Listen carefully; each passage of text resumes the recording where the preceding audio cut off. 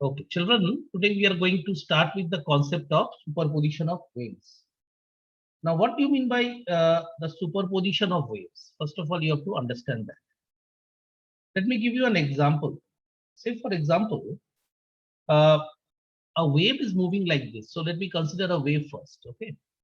So, suppose this is your wave. One of the wave is moving like this. So, this is a wave. Another wave is suppose is also moving. And let me just draw it something like this.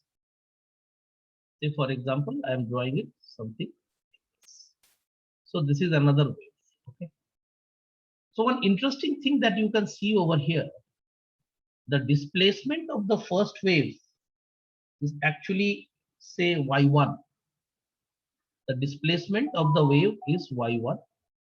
First wave, this is the wave with the red color is suppose my y1.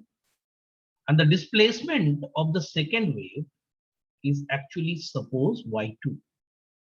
If I wish to find out the resultant wave, so what can I write? This was my wave 1 and this is my wave 2. So combining these two waves, this will be equals to how much? This will be something.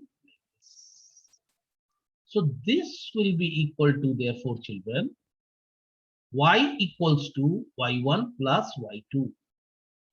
One important thing that you should always try to understand, that in this case, both wave 1 and wave 2, very, very important. Wave 1 and wave 2, both are moving in the same direction. And you can say that more or less you can see over here that in this case, they are in phase. That is, they are in phase means this, the minimum position is also overlapping both the waves.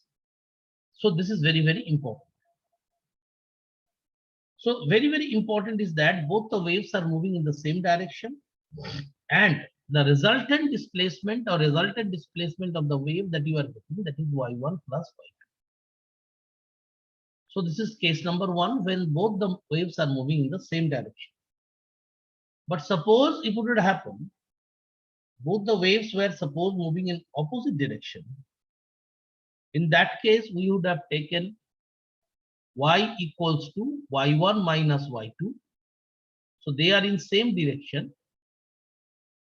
So that case we will take y equals to, that is the resultant displacement, will be equal to, resultant displacement will be equal to y1 plus y2 in this case. And in this case, when they are in opposite direction, the resultant displacement will be equals to y1 minus y2. One important thing that you can see over here, they are in opposite direction. Both the waves are moving in opposite directions. Now, I like to just show you this with a proper diagram so that you can understand properly. Once again, I do one thing. I take wave 1 as suppose this is my wave 1, and this wave 1 is supposed marked with red color, and the wave 2 is supposed they are being marked with, just a minute.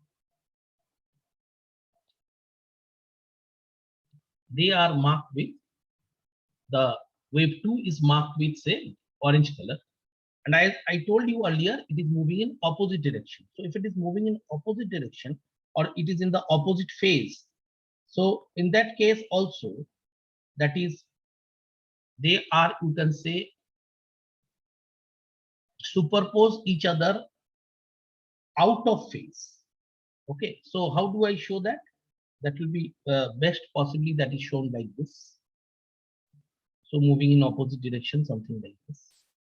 So in that case, this is your suppose this is your y1 and this is your y2.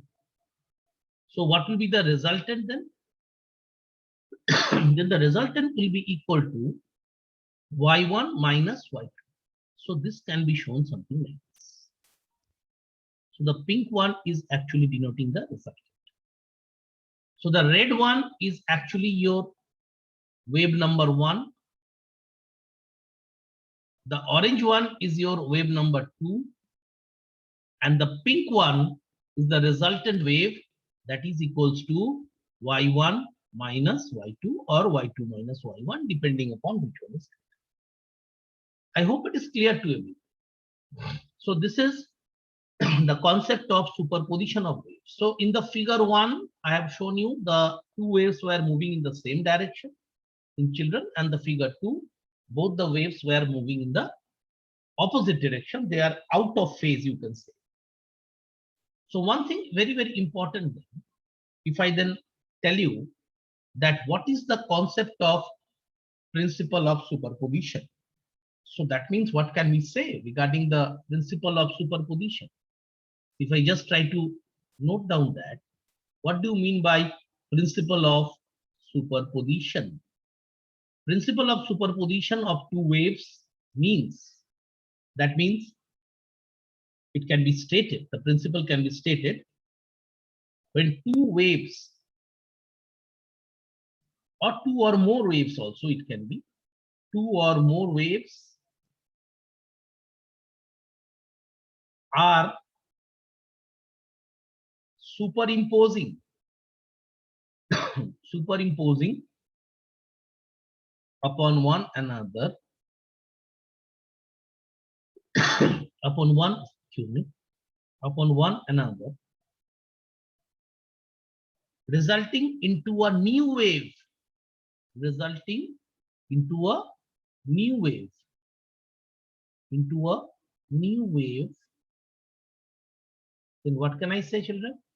The new wave which has resultant displacement, which has resultant displacement, which has resultant displacement at any instant, at any instant,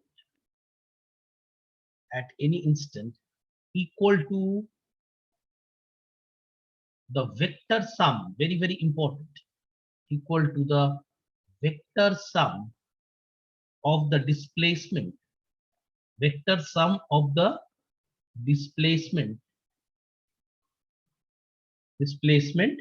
due to individual waves, due to individual waves, due to individual waves at that instant. So this is the statement of principle of superposition. That means we can obviously write that y vector will be equals to y1 vector plus y2 vector plus y3 vector dot dot dot dot dot, where y1, y2, or rather y1 vector, y2 vector, they are the individual displacements of the waves, individual displacement of the superposition waves, or individual displacement of superposing waves. Am I clear to everybody? So this is regarding your superposing waves. So when they are in opposite direction, you can also write this to be minus also. So this is the total conception based upon which the principle of superposition actually is there. So we have today, first of all, discussed with the concept of superposition. I think everybody has understand that the two waves are superposing and they are giving rise to the formation of a new wave, and that displacement of the new wave will be the vector sum of the displacement of the individual waves.